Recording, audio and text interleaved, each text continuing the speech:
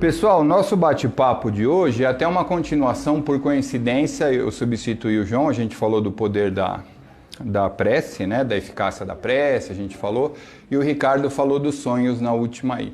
E isso agora a gente vai pegar do Fonte Viva, é o capítulo 118, Fonte Viva é um livro do Chico Xavier, não sei se vocês conhecem, vale muito a pena, são pequenas historinhas, né, pequenos ensinamentos que a gente facilmente traz para o nosso dia a dia, a gente traz esses ensinamentos. O título tá lá, é um tempo certo para tudo, mas o título do livro é Em Nossas Tarefas, e a gente vai falar um pouquinho disso daí.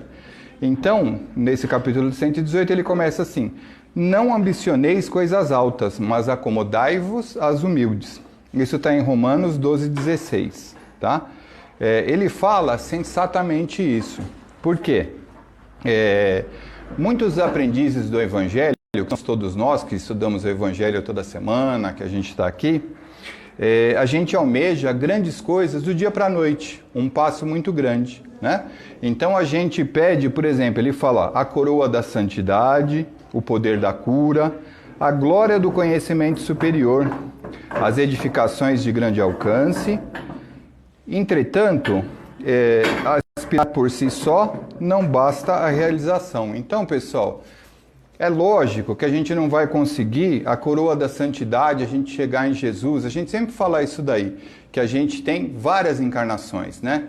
O Espírito de Jesus tem bilhões de anos. Nós temos talvez milhares, dezenas de milhares de anos. Não é a nossa primeira encarnação, lógico, né?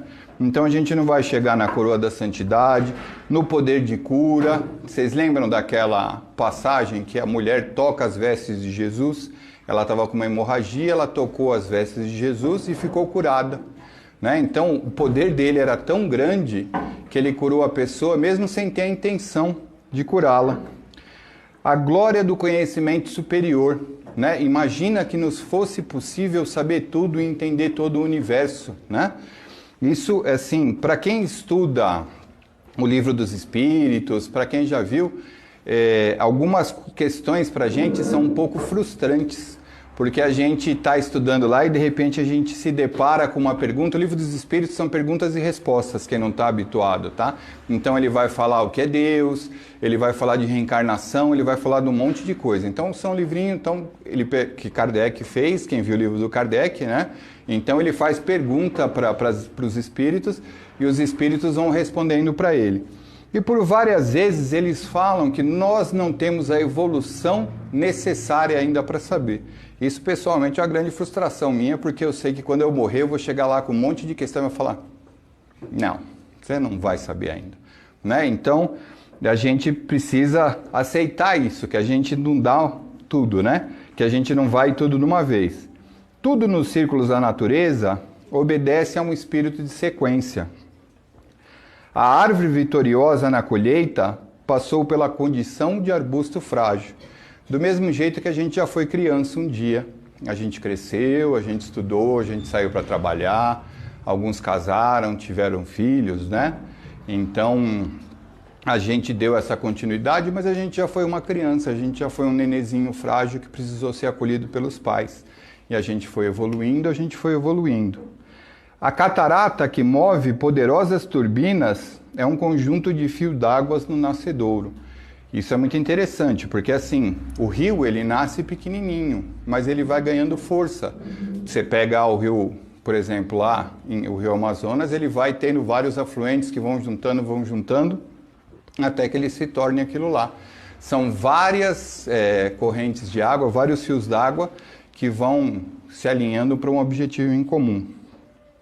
Isso daqui é tudo do Fonte Viva ainda, tá, pessoal?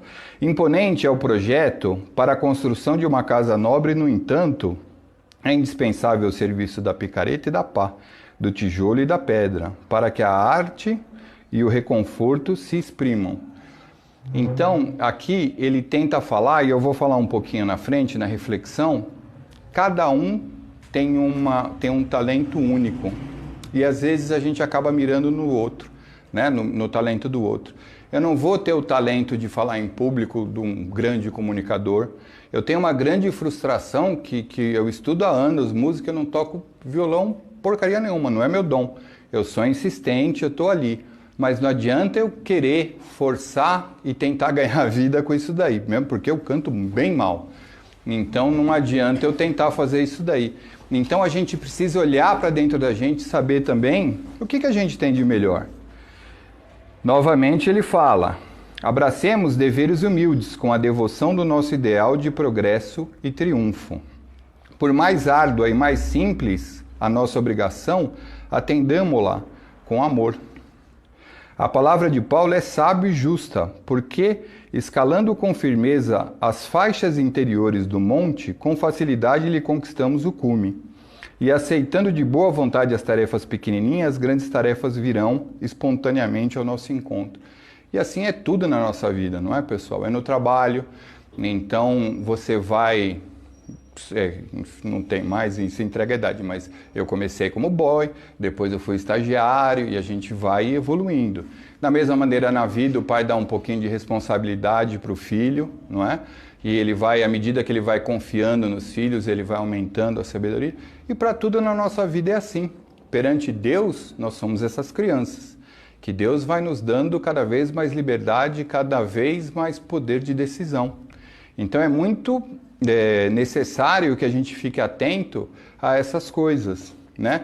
Que a gente não tem que, esse serviço não é digno para mim. Imagina, é uma tarefa, nós vivemos, a gente fala tanto da caridade, né? E nada mais simples do que fazer um ato de caridade. Para a gente refletir, é isso que eu queria falar, eu comecei a falar, muitas vezes a gente busca o exemplo, não em Jesus, não em Deus, mas em outra pessoa. Eu quero ser rico como o meu vizinho, eu quero ter uma casa como fulano, eu quero ter um carro igual ao do fulano. E a gente fala, ambição, apesar de não ser o que Jesus, das pessoas muito evoluídas como Gandhi, o Buda, não eram o que eles buscavam, né? Não era essa ambição, a ambição deles era da sabedoria plena, né? Da iluminação e não dos bens materiais. Apesar de tudo, a gente não vai falar que está errado, porque todo mundo tem ambição e a gente tem que passar por essa vida aqui, não é mesmo? Só que a gente tem que primeiro entender o seguinte: está no meu plano reencarnatório ser rico ou pobre? Né? Porque assim, a gente pensar que o rico é sempre feliz e o pobre é sempre triste é uma percepção muito rasa da realidade. Todo mundo aqui deve conhecer uma pessoa que é muito rica, que é extremamente infeliz. Ela não encontrou nos bens materiais que ela teve a oportunidade, que lhe foram possíveis ter nessa vida, ela não encontrou a felicidade, né? E às vezes a gente encontra gente muito, muito simples. Eu dei esse exemplo um tempo atrás, pessoal. Tem um morador de rua que ele fica na Paulista, ali no Catarina, como que é o hospital lá? A Irmã Catarina?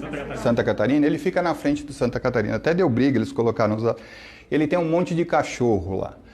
E às vezes a gente leva ração para ele, a gente dá um dinheirinho para ele, ele mora na rua. Toda vez que você dá, eu choro também com propaganda de margarina, mas eu saio chorando porque ele fala como Deus é bom, Deus dá tudo o que eu preciso. Ele é um morador de rua, gente. E olha como ele é grato isso daí.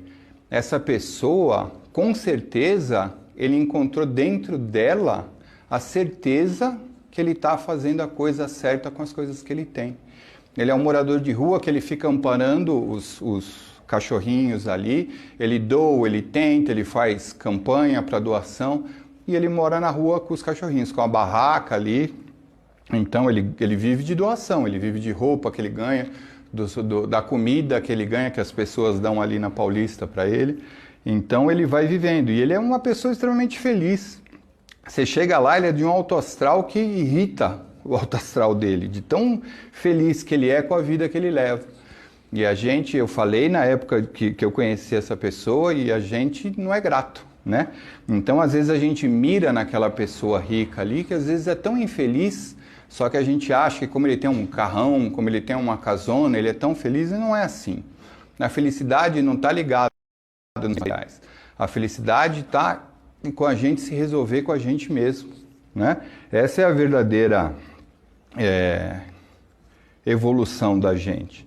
E ó, eu grifei uma passagem aqui. Deus sabe o momento exato para que as coisas aconteçam em nossa vida. Às vezes não sabemos esperar e queremos algo antes do tempo. E isso pode fazer com que a bênção se torne maldição. É como colher a fruta antes de estar madura. Com certeza estará azeda. Por isso a Bíblia nos ensina que devemos ser prudentes, não ser precipitados e esperar para que tudo aconteça no seu devido tempo, né? Esse exemplo é perfeito, porque quantas vezes a gente deu um passo maior do que a perna, achando que a gente estava preparado para aquilo lá, achando que a gente já estava pronto, que a gente já tinha estudado o suficiente, que a gente já tinha feito por merecer aquilo lá. E ainda era muito cedo, às vezes a gente comete essa gafe.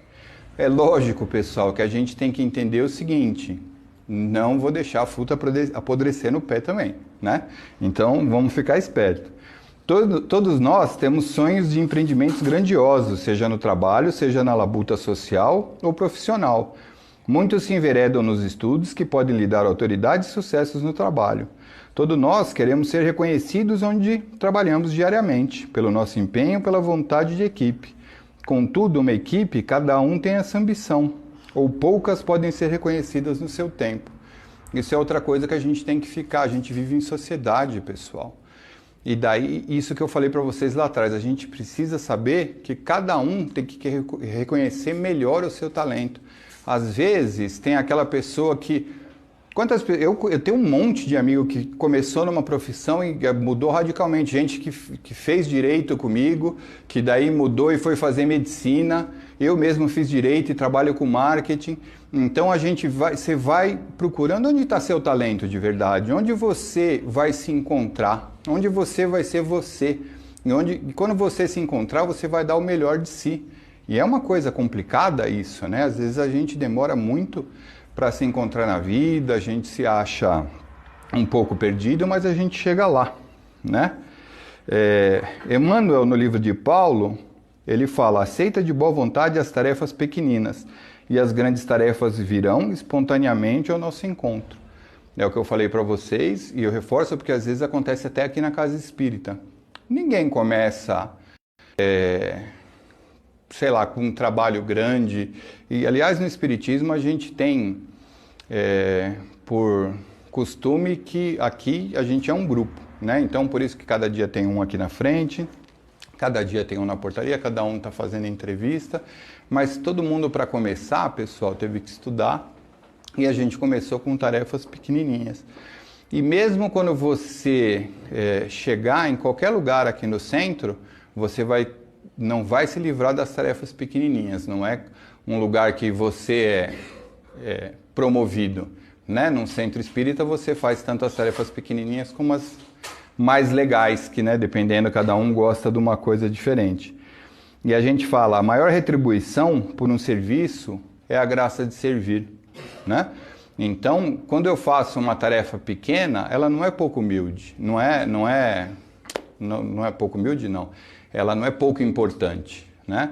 O que interessa é que eu fazer uma tarefa, eu faço pela graça de servir, pelo que eu vou ter no todo, né? Que tenhamos em mente sempre, pessoal, como eu falei para vocês, que existe uma hora certa, isso o Dutra falou. Existe uma hora certa e um lugar certo para tudo. Não basta realizar com eficiência e rapidez, é preciso fazer a coisa certa no tempo certo. Isso a gente só vai trazer com a sabedoria da vida. Então não adianta aquela pessoa impulsiva que tem 15, 16, 17 anos, né?